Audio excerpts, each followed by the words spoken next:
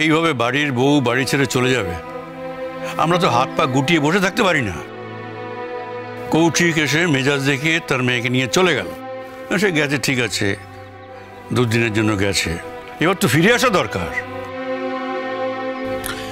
না সে ঠিক, কিন্তু ও যদি নিজে থেকে ফিরতে না চায়, জোর করে কেন ওকে ফিরিয়ে আনতে যাবে? বাবিন ঠিক কথাই বলেছিস। স্বেচ্ছায় চলে গেছে যে মেয়েটা, তাকে ফিরিয়ে আনার দরকারটা কি? আর ওই বাড়িতে নেই বলে তার কারোর তো সেরকম কোনো অসুবিধা হচ্ছে না, বরং একদিক থেকে ভালোই হয়েছে।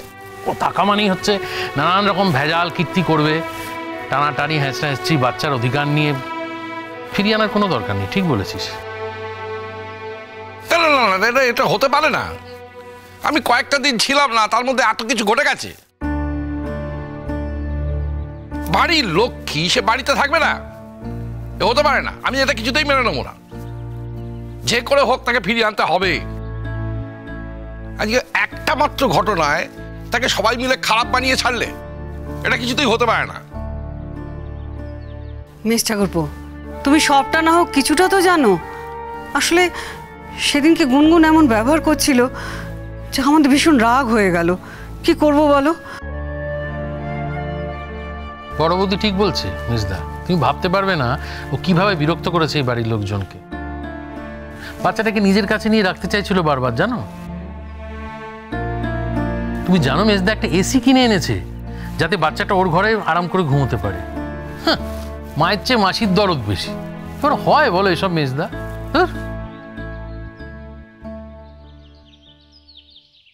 পটকা, তুমি হয়তো আমাদের উপর রাগ করেছো, কিন্তু তুমি তো জানোই সিচুয়েশন এমন হয়েছিল তখন।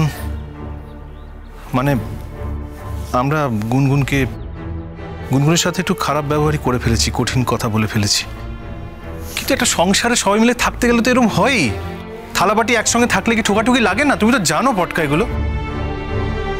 দেখো, যা হয়েছে হয়েছে, বাড়ি ছেড়ে চলে যাবে। আজকে ওর বাবার সামর্থ্য আছে তাই চলে গেল। যদি বাবার সামর্থ্য না থাকতো তাহলে চলে যেতে পারতো কি এভাবে? এইটা একদম ঠিক কথা বলেছো মেজু। বাবার সামর্থ্য ছিল তাই মেয়েটি অপমানিত হয়েছে, বাবা নিয়ে চলে গেছে। সামর্থ্য না থাকলেই বরং ভালো হতো বলো। হাজার অপমান, হাজার লাঞ্ছনা গঞ্জনা, লাথি ঝাঁটা খেয়ে বাড়িতেই থেকে যেতে হতো। কি তুমি কি করছিলে? সবাই যখন ওর প্রতি এত অবিচার করছে, তুমি তাকে আটকে রাখতে পারলে না কেন? আমি তো সংখ্যালঘু বর্দা। এ বাড়িতে আমার কথা কে শোনে, কে পাত্তা দেয়? আমার তো অন্য প্রশ্ন করতে ইচ্ছে করছে তোমাকে। দেখো, তোমার জন্য তো এত বছর ধরে এ বাড়িতে সবাই একজোট হয়ে থেকে গেছে বর্দা। তুমি তো আটকে রেখেছো সবাইকে, বেঁধে রেখেছো। সেই তুমি কেন প্রতিবাদ করলে না? সেই তোমার চোখের সামনে দিয়ে তো মেয়েটা এই বাড়ি ছেড়ে বেরিয়ে গেল, তখন তুমি কেন আটকালে না? না, আমি যদি আটকাতাম তখন কি সে কথা শুনতো? সেটা তো পরের কথা বর্দা। তুমি আটকাও তো নি। আমি কি বলিনি? আমি কি ওকে চলে যেতে বারণ করিনি? সেই সময়ে কি ও কারো কথা শুনতো? ভেবেছিলাম যে দুদিন যাক, তারপরে বুঝিয়ে সুঝিয়ে নিয়ে ফিরে চলে আসবো। আর কৌশিকও তো রেগে আছে, সে তো ফোনই ধরছে না, কারো ফোন ধরছে না, তাই বলে আমার ফোন ধরবে না? এতটা আশা করো না বর্দা, এতটা আশা করা ভুল হচ্ছে তোমার। দেখো, কৌশিকদা তো তোমাকে দাদার মর্যাদা দিয়েছিল। তুমি কি পেরেছো সেই মর্যাদা রক্ষা করতে? তাকে ভাইয়ের মর্যাদা দিতে পেরেছো? যদি তুমি তাকে সত্যি ভাই বলে মনে করতে, তাহলে তার মেয়েকে এই বাড়িতে সকলে এইভাবে অপমান করতে পারতো না। যে খারাপ ব্যবহারটা এই বাড়ি থেকে ওই মেয়েটা পেয়েছে সেটা পেতো না। তোমরা তোর বাবাকে ডেকে পাঠিয়েছিল, কৌশিকদা তো এসেছিল এখানে। কি বলেছিল কৌশিকদা সব শুনে? বলেছিল কয়েকটা দিন সময় দিন দাদা, সব ঠিক হয়ে যাবে। পেরেছিলে সেই সময়টা দিতে? বুঝতে পারছি পটকা, সব দোষ, সব ভুল আমার। আমি বর্দার সঙ্গে কথা বলছি মিষ্টি, তোমার সঙ্গে কথা বলছি না। এইভাবে দূরে সরিয়ে দিও না পটকা। তোমার তো এই কথাটাও একবার মনে রাখা উচিত বলো। এটা আমার প্রথম বাচ্চা। হ্যাঁ, আমি যদি রিয়াক্ট করেই থাকি, হয়তো ওভার রিয়াক্টই করেছি, কিন্তু কেন করেছি সেটা তো তোমার একবার বোঝা উচিত। বলে এত বছর চেনো আমাকে, জানো না আমি অবুঝ প্রকৃতির মানুষ। আমি আবার সবটা বুঝতে পারি না, আর বেশি বুঝতে গেলে না আমার অন্যান্য বোঝাগুলো খুব মনে পড়ে যায়।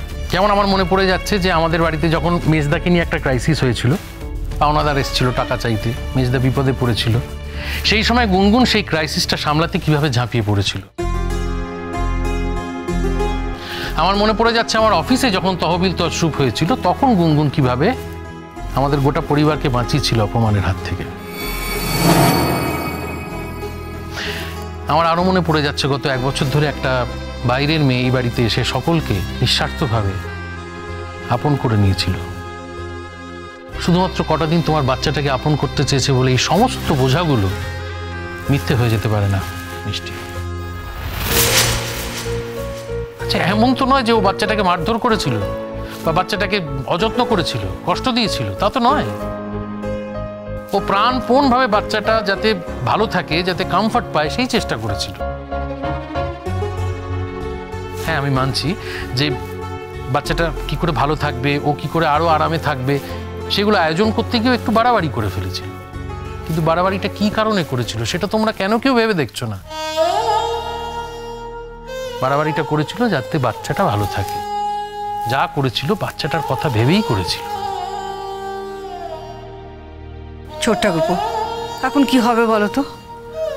তুমি বলো না, এখন কি হবে? বাবিনের ঘরটা তো আমরা এরকম ভাবে ভেঙে দিতে পারি না। এরকম ভাঙা ঘর আমরা দেখবো কি করে বলো দেখি? হ্যাঁ, এই সব কিছুর জন্য আমি দায়ী মা। আমি গুনগুনের কাছে গিয়ে ক্ষমা চাইবো, তোমরা চিন্তা করো না। আমি একবারও বলিনি মিষ্টি যে এই ঘটনার জন্য তুমি দায়ী। পটকা, আমি কিন্তু গুনগুনকে অনেক বোঝানোর চেষ্টা করেছিলাম। হ্যাঁ রিজু, আমি জানি তুই বোঝানোর চেষ্টা করেছিলি, আমি তোকে দোষ দিচ্ছি না। তুই বারবার গুনগুনকে বোঝানোর চেষ্টা করেছিলি, কিন্তু তারপর যখন দেখলি ও কিছুতেই মানছে না, বাচ্চাটাকে নানাভাবে কমফর্ট দেওয়ার চেষ্টা করছে, ঘরে এসি লাগিয়ে ওকে ঘুম পাড়ানোর চেষ্টা করছে, আমি জানি রিজু তুই মিষ্টির বিপন্নতা দেখে রিয়াক্ট করেছিলি। ইস্যুটা একবার ঠান্ডা মাথায় ভেবে দেখ রিজু, ইস্যুটা কি? ইস্যুটা হচ্ছে যে গুনগুন বাচ্চাটাকে নিজের ঘরে রাখতে চেয়েছিল, মিষ্টিও বাচ্চাটাকে নিজের ঘরে রাখতে চেয়েছিল। এটা নিয়ে তো ঝামেলা। মিষ্টির তো অধিকার আছে রিজু, মিষ্টি বাচ্চাটার মা, তার পূর্ণ অধিকার আছে। কিন্তু একবার ভেবে বলতো রিজু, মিষ্টির পক্ষে কি একা সেদিনই বাচ্চাটার জন্ম দেওয়া সম্ভব ছিল? সেদিন যদি গুনগুন না থাকতো, মিষ্টির পক্ষে সম্ভব ছিল বাচ্চাটাকে ভূমিষ্ঠ করা? এই কথাগুলো তুই কেন বুঝতে পারছিস না রিজু? না পটকা, তুমি শুধু ওর কথা বলছো, আমিও তো ছিলাম। ওর তো উচিত ছিল একবার আমাকে বলে যাওয়া, অন্তত বলে গেল না, নিজেই ডিসিশন নিল, নিজে চলে গেল। আমি কতবার বললাম, রাখার চেষ্টা করলাম, শুনলো? একদম ঠিক কথা বলেছিস ভাবি, সত্যি তো। তুই বারণ করলি, তুই স্বামী হয়ে ওকে আটকালি, তাও শুনলো না। কি অহংকার, কি মিথ্যে দর্প মেয়েটা, না? তো জনজনে জানানো উচিত সবাইকে। তুমি এখন কোনো কথাই আমার ঠিকভাবে নেবে না, আমি বুঝতেই পেরেছি। কিন্তু তোমার জেনে রাখা ভালো, কাল আমি ওকে ফোন করেছিলাম রাত্রেবেলা। বাবা, বিরাট কাজ করেছিস ভাবি, নিজের বিয়ে করা বউকে তুই ফোন করেছিস। হ্যাঁ, আমি ধন্য হয়ে গেলাম রে ভাবি। বেশ, আর কোনো কথা বলবো না তাহলে।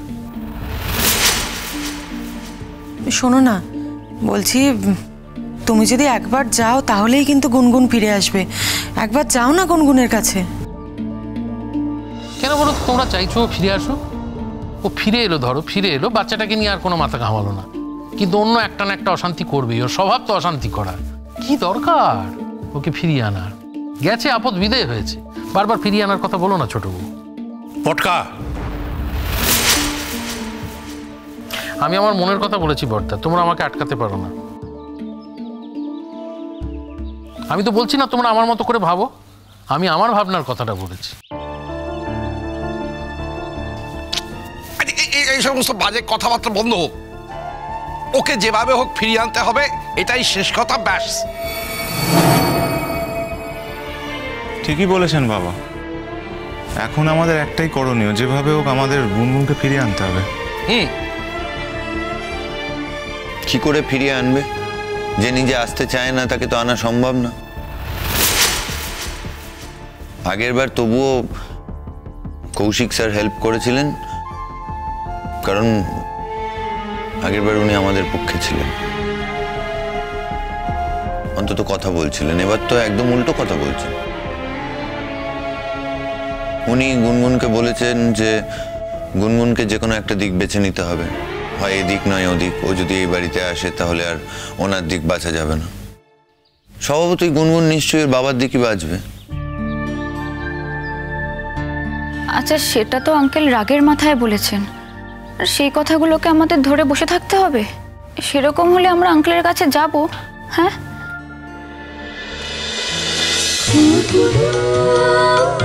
খুব